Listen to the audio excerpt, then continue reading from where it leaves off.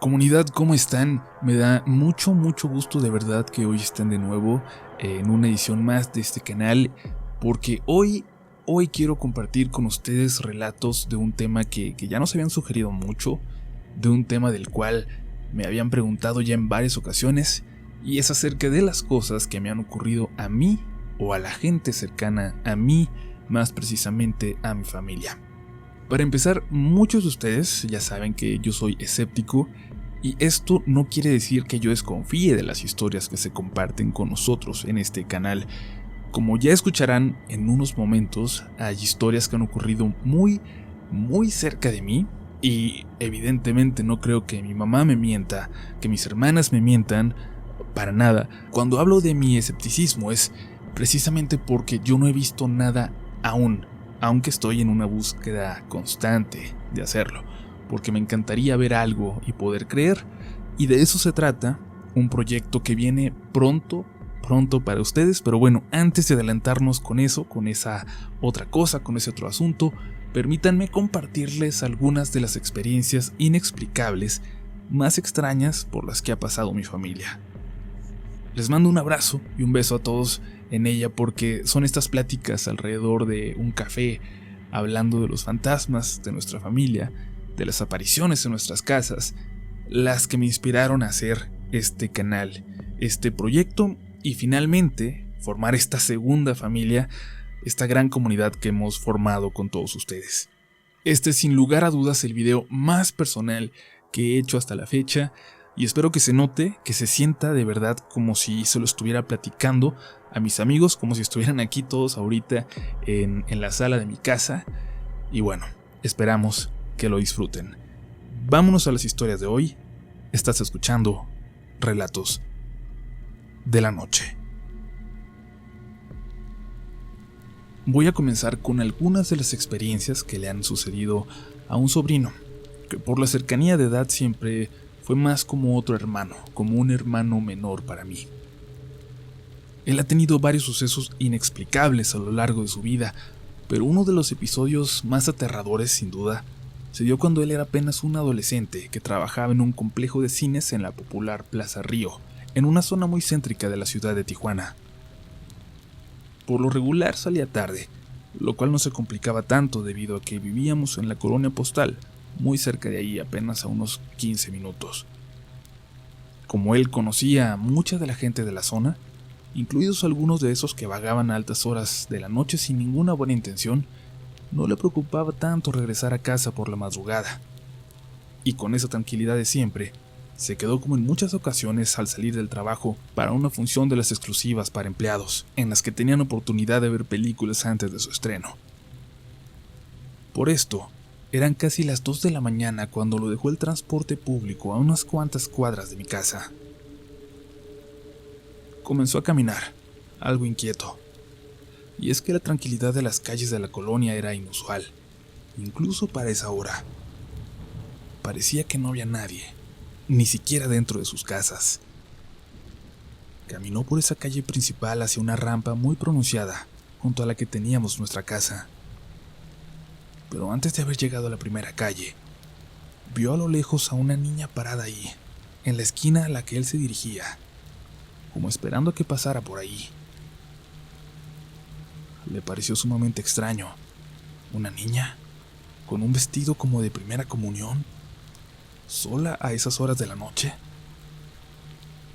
Sin embargo, como cualquier persona que se topa con algo así, pensó en miles de razones y pretextos antes de creer que estaba viendo algo raro.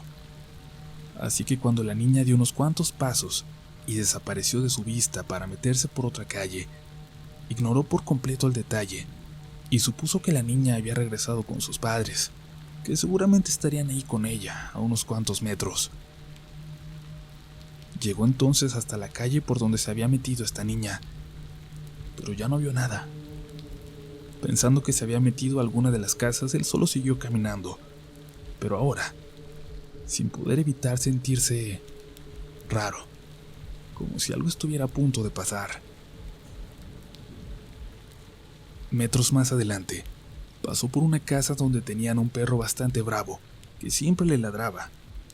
Y en efecto, Como todas las noches, el perro se volvió loco ladrando y gruñendo cuando él pasó por ahí. Se apuró a hacerlo para que el animal se callara, pero al voltear de reojo, notó que el perro no le estaba ladrando a él. El perro estaba ladrando hacia atrás, como si alguien más viniera caminando por esa calle, siguiéndolo a unos metros. Volteó. Lo que vio, dice, sigue siendo lo más aterrador que ha presenciado. Detrás de él, venía caminando rápidamente esa niña, con un vestido ampón, blanco. Definitivamente, no había nada de lógico, nada vivo, en esa niña que se acercaba a él rápidamente. Corrió tan rápido como pudo hasta llegar a la casa, una cuadra más adelante.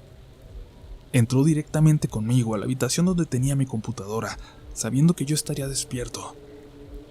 Y la palidez que le vi, no recuerdo haberla vista antes en cualquier otra persona. Tan solo me dijo que algo, lo había seguido hasta la casa, y yo salí a la calle a revisar. Incluso me acerqué hasta ese lugar, donde ya no había absolutamente nada. Ninguna señal que indicara actividad normal o paranormal. Aunque en ese momento, la verdad, yo para nada sospechaba o creía que él hubiera acabado de ver a un fantasma.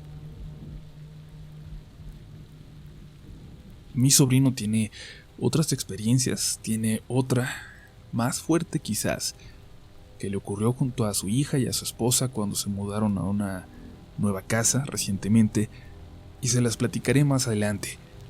Pero quiero contarles un poco de la casa donde yo viví de niño, en la colonia Guaycura, y de las supuestas apariciones de las que todos en mi familia, mis padres, mis hermanas y algunas otras personas, fueron testigos. Todos, excepto yo. Era una casa muy pequeña, muy humilde, y no había una pared que separara el espacio entre la sala y la cocina. Era un gran espacio abierto, y desde donde dormía, se podía apreciar con toda claridad el área que estaba en medio de ambos espacios, que daba hasta la puerta de la casa. Por ahí veían pasar a el bulto. El bulto era lo que parecería ser una persona mayor. Una viejecita, llegaron a decir, que parecía cubrirse toda con un manto blanco, que caminaba encorvada y que por las noches cruzaba de un lado a otro, asomándose por esa puerta que daba hacia nosotros. Cuando alguien de la familia tenía la mala suerte de tener que levantarse al baño por la madrugada, no era raro que se toparan con esa aparición. Y hubo quien dijo que no solo la vio pasar, sino que pudo ver hasta dónde se dirigía.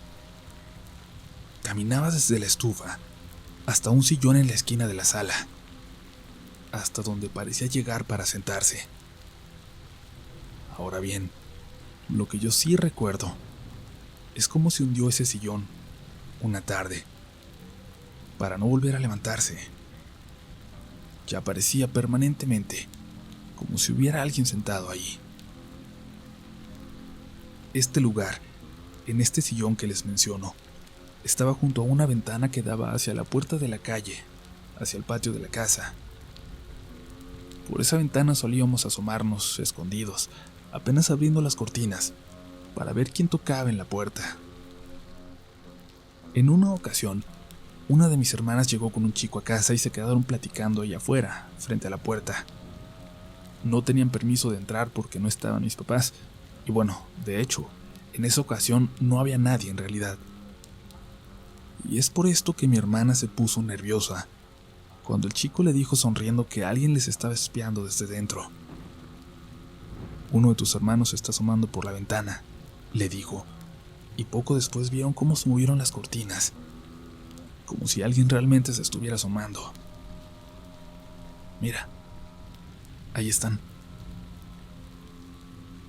Sin embargo, mi hermana le respondió que no había nadie en la casa, y pensaron entonces que podía tratarse de Pinto, nuestro perrito. Pero antes de que pudieran convencerse de esta posibilidad, Pinto llegó a casa desde la calle Y es que él era tan pequeño que podía salirse a través de las rejas y solía irse a caminar y jugar con otros perros. Nunca supieron quién los vigilaba desde dentro de la casa. Cuando tenía 11 años, nos mudamos a la colonia postal, en un terreno bastante grande como para que cupieran algunas casas que en algún momento se rentaron. La casa más grande era de mi abuela, que falleció décadas atrás. Desde entonces, desde su muerte, la casa había estado deshabitada. Y mi hermana, de la que les hablé en la historia anterior, muchos años después, ya casada y con familia, se mudó precisamente a la casa de la abuela, un lugar que, de verdad, tenía una vibra sumamente extraña, pesada, y no era raro que la gente que pasaba por enfrente de ella, cuando estaba vacía, dijera que se sentía como si alguien te observara con coraje desde allá adentro. Esta es la casa que habitó mi abuela con su madre cuando llegaron a vivir a Tijuana, apenas pasando la década de los 60. Mi bisabuela era una viejecita que nunca había abandonado su pueblo en Michoacán y sus costumbres hasta entonces. Era una mujer muy, muy pequeña de estatura, de cabello blanco, muy largo. Una figura muy parecida a la que vieron varias personas caminar por esa casa, muchos años después de que ella había muerto. Se convirtió casi en una creencia familiar, que ella seguía ahí. Y es que cuando alguien más habita tu casa, cuando algo que no puedes ver habita tu casa y puede estar detrás de ti en cada momento, es más fácil pensar que es alguien que está ahí para cuidarte. Es por eso quizás que mi hermana y sus hijos no daban tanta importancia a las voces, a las figuras que pasaban de reojo, a todo lo que se veía en los rincones de la casa. En una ocasión, el ex esposo de mi hermana llegó ya tarde a casa de trabajar y todos estaban dormidos. Pero ahí en la oscuridad, notó en la sala, al fondo de la puerta de entrada, la figura de mi hermana hincada, dándole la espalda, mirando hacia la pared. Sin prestarle mucha atención, le reclamó por estar despierta esperándolo, y en esa forma tan extraña. Y sin dejar de hablarle se dirigió hacia su cuarto para dejar sus cosas, pero al entrar pudo ver a mi hermana, profundamente dormida en su habitación. Es la bisabuela. Es la bisabuela. La misma frase para tranquilizarse usada una y otra vez, hasta que un vecino, que vivió antes en esa misma casa, les preguntó si seguía apareciendo la señora en el lugar. Una señora que siempre había estado ahí. Esta casa fue derribada recientemente ya que era muy vieja y ya no estaba en condiciones de ser habitable. Me platicaron que al caer la última pared, varios cuervos, animales no muy comunes en esa zona, volaban por encima de la casa, en círculos, vigilando. Y bueno, quiero decirles que esto es apenas realmente una probadita de lo que le ha ocurrido a mi familia a través de los años, que estoy platicando con ellos, que ya me están mandando audios por WhatsApp, que voy a tratar de ser mucho más detallado en las siguientes descripciones.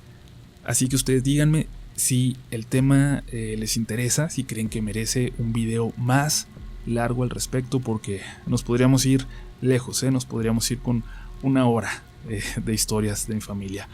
Y la verdad es que desde mi noche en aquella cabaña hace 2 semanas, de la que les voy a contar más, y esa advertencia que me hicieron de que pronto me va a ocurrir algo que me hará comprobar por mí mismo que lo paranormal existe, desde esa noche estoy más sensible, por decirlo de alguna manera, sobre todo con las historias que me han contado muy cercanas a mí, que han sucedido en mi casa, que le han pasado a mis familiares. Y bueno, quería compartir esto que estoy sintiendo con ustedes.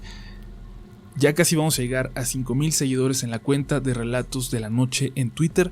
Síganos por allá para que nos verifiquen pronto. Si no tienen Twitter, síganos en Instagram o en Facebook, en la red social que ustedes utilicen y prefieran. Búsquenos como RDLN Oficial, para que además de YouTube estemos siempre conectados en la red social que ustedes prefieran y se enteren de todas las noticias y de todo lo que viene.